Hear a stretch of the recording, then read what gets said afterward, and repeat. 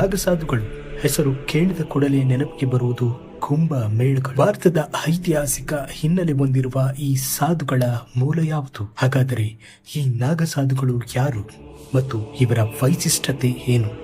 ಎಲ್ಲ ವಿಚಾರಗಳನ್ನ ಈ ವಿಡಿಯೋದಲ್ಲಿ ತಿಳಿದುಕೊಳ್ಳೋಣ. ವಿಡಿಯೋ ಪ್ರಾರಂಭ ಮಾಡೋಕ್ಕೂ ಮುಂಚೆ ನನ್ನ ಚಾನೆಲ್ನ ಸಬ್ಸ್ಕ್ರೈಬ್ ಮಾಡಿ, ಹಾಗೆ ಬೆಲ್ ಐಕಾನ್ ಒತ್ತುವುದರ ಮೂಲಕ ಮುಂದಿನ ಎಲ್ಲ ವಿಡಿಯೋಗಳ ನೋಟಿಫಿಕೇಶನ್ನ ನಿಮ್ಮದಾಗಿಸಿಕೊಳ್ಳಿ. ನಾಗಸಾಧುಗಳು ನೋಡೋಕೆ ವಿಚಿತ್ರವಾಗಿದ್ದರೂ ಇವರ ಬಗೆಗೆ ತಿಳಿದುಕೊಳ್ಳುವಾಗ ಸಾಕಷ್ಟು ಹೊಸ ವಿಚಾರಗಳು ಮತ್ತು ಕೆದಕಿದಷ್ಟು ಆಳವಾದ ಮಾಹಿತಿ ದೊರಕುತ್ತಾವೆ. ಸಾಮಾನ್ಯವಾಗಿ ಅಘೋರಿಗಳು ಮತ್ತು ನಾಗಸಾಧುಗಳು ನೋಡೋಕೆ ಒಂದೇ ತರನಾಗಿದ್ದರೂ ಇಬ್ಬರು ಬೇರೆ ಬೇರೆ ಮತ್ತು ಇಬ್ಬರ ಆಚರಣೆಗಳು ಸಹ ಬೇರೆ ಬೇರೆಯಾಗಿವೆ.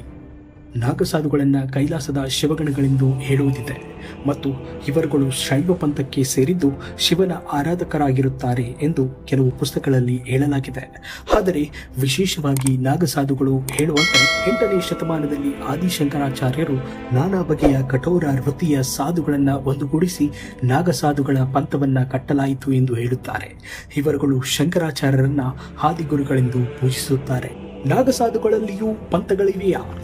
ಹೌದು, ನಾಗಸಾಧುಗಳಲ್ಲಿಯೂ ಸಹ ನಿರಂಜನಿ, ಜುನ, ಮಹಾನಿರ್ವಾಣಿ, ಅಟಲ್, ಅಗ್ನಿ, ಆನಂದ ಮತ್ತು ಆಹ್ವಾನಗಳೆಂಬ ದಶನಾಮಿ ಸನ್ಯಾಸಿ ಅಖಾಡಗಳಿವೆ. ವಿಶೇಷವಾಗಿ ನಾಗಸಾಧುಗಳು ಆಯುಧಗಳನ್ನು ಧರಿಸುತ್ತಾರೆ. ಬರ್ಚಿ, ತ್ರಿಶೂಲ, ಖಡ್ಗ ಈ ರೀತಿ ವಿವಿಧ ಆಯುಧಗಳನ್ನು ಹೊಂದಿರುತ್ತಾರೆ. ನಾಗಸಾಧುಗಳು ಯುದ್ಧಗಳಲ್ಲಿ ಹೋರಾಡಿದ್ದು ನಿಜಾನ?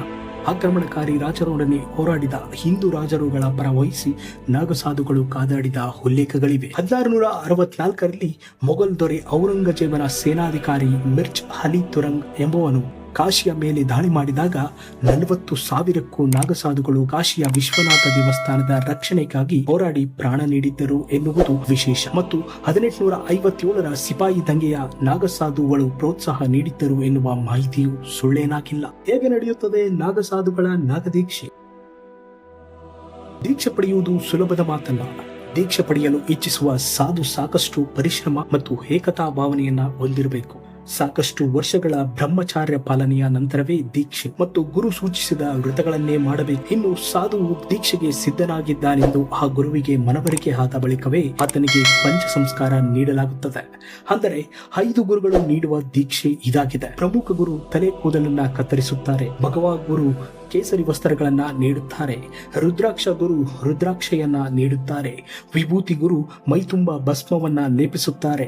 ಲಂಗೋಟಿ ಗುರು ಲಂಗೋಟಿಯನ್ನಷ್ಟೇ ಉಳಿಸಿ ಉಳಿದ ವಸ್ತುಗಳನ್ನ ಪಡೆಯುತ್ತಾರೆ. ನಂತರ ಅಖಾಡದ ಆಚಾರ್ಯ ಮಹಾಮಂಡಲೇಶ್ವರರು ವೀರಜ ಹೋಮ ಸಂಸ್ಕಾರವನ್ನ ನೆರವೇರಿಸುತ್ತಾರೆ. ನಾಗದೀಕ್ಷೆ ಸಿಗಬೇಕಾದರೆ ಬದುಕಿರುವ ತಂದೆ ತಾಯಿಗೆ ಪಿಂಡ ನೀಡಬೇಕಾ?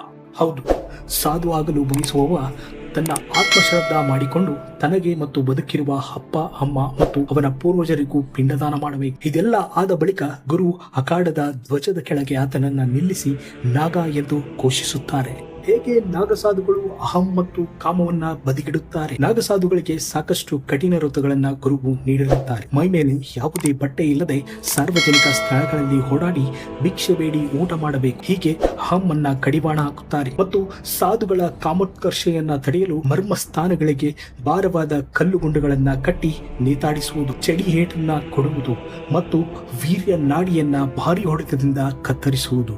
ದೀಕ್ಷೆಯ ನಂತರ ಬದುಕು ಹೇಗಿರುತ್ತದೆ? ದೀಕ್ಷೆಯ ಪ್ರಮುಖ ಉದ್ದೇಶ ಆಧ್ಯಾತ್ಮಿಕ ಜ್ಞಾನ ಹೊಂದುವುದು ಮತ್ತು ಗುರುಗಳೊಡನೆ ಹಿಮಾಲಯ ಬೆಟ್ಟಗಳಲ್ಲಿ ತಪಸ್ಸು ಮಾಡುವುದು ಮತ್ತು ಧಾರ್ಮಿಕ ವಿಚಾರಗಳನ್ನ ಹರಡಿಸುವುದು. ಅಖಾಡಗಳ ವಿಸ್ತರಣೆ, ಸನ್ಯಾಸಿ ಪೀಠಗಳ ನಿಗೂಢ ಅಂಗರಕ್ಷಣೆ ಮತ್ತು 6 ವರ್ಷಕ್ಕೊಮ್ಮೆ ನಡೆಯುವ ಅರ್ಧ ಕುಂಭ ಹಾಗೂ 12 ವರ್ಷಗಳೊಮ್ಮೆಗೆ ನಡೆಯುವ ಪೂರ್ಣ ಕುಂಭಕ್ಕೆ ಭಾಗಿಯಾಗುವುದು. ಮಹಿಳೆಯರಿಗೂ ನಾಗಸಾಧ್ವಿಯಾಗುವ ಅವಕಾಶವಿದೆಯಾ? ಹೌದು, ಮಹಿಳೆಯರಿಗೂ ಕಠಿಣ ಬ್ರಹ್ಮಚಾರ್ಯದ ಪರೀಕ್ಷೆಯ ಬಳಿಕವೇ ನಾಗದೀಕ್ಷೆ ನೀಡಲಾಗುತ್ತದೆ.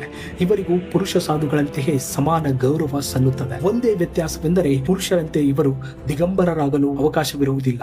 ಲೌಕಿಕ ಬದುಕಿನ ಬಗ್ಗೆ ವಿರಕ್ತಿ ಹೊಂದಿರುವ ಹಲವಾರು ಪಾಶ್ಚಾತ್ಯ ಮಹಿಳೆಯರು ಕುಂಭಮೇಳದಲ್ಲಿ ದೀಕ್ಷೆ ಪಡೆಯುವುದನ್ನ ಕಾಣಬಹುದು. ಇದಿಷ್ಟು ನಾಗಸಾಧುಗಳ ಬದುಕಿನ ಮಾಹಿತಿ. ಈ ರೀತಿಯ ಮತ್ತಷ್ಟು ವಿಶೇಷ ಸಂಚಿಕೆಯೊಂದಿಗೆ ಮತ್ತೆ ಭೇಟಿಯಾಗೋಣ. ಜೈ ಹಿಂದ್, ಜೈ ಕರ್ನಾಟಕ ಮಾತೆ.